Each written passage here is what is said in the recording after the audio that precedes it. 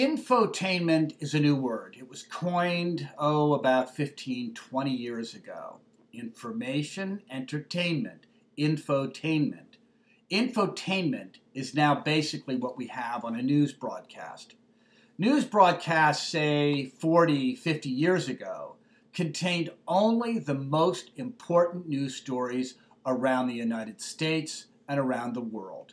Now, a newscast can include almost anything, but you can count on that newscast to have something to do with celebrities, something to do with TV stars or film stars or sports stars. And they spend a lot of time covering those stories. Why do they cover them? Because it increases their viewership. Why do they increase their viewership? Because it makes them more money. Infotainment now is basically shoving aside very important stories, relevant stories that affect every American for some gossip interest. So how did all this begin? I will submit to you that it was beginning probably 30 years ago, maybe with People magazine's launch, but it truly began with the white Bronco chase during the O.J. Simpson trial. Right before the trial. When he was arrested, he was pretty much under house arrest. He was expected to stay in his home. Obviously, he was waiting trial, and they were very interested if he had any intention of leaving the state or leaving the country. So he gets in his white Bronco with a buddy and starts driving somewhere around the airport in Los Angeles. So police cars start to follow him. Well, it's an important story for Los Angeles. It's an important story around California. It is not a reason to interrupt 3 network broadcasts to follow that white Bronco for over an hour. It was completely pointless. It had every element of being silly and ridiculous.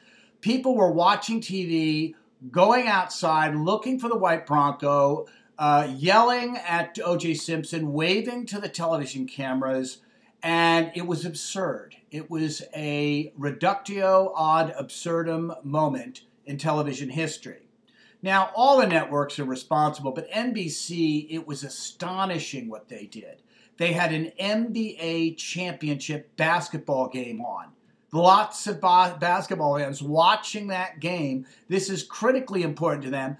They cut to the Bronco chase. They never get to see the end of the game. And they got the top 3 anchors for the top 3 networks to follow that white Bronco for a pointless story. But then that was the story that day. They were afraid not to cover the white Bronco. If something more important had happened, they were on the story.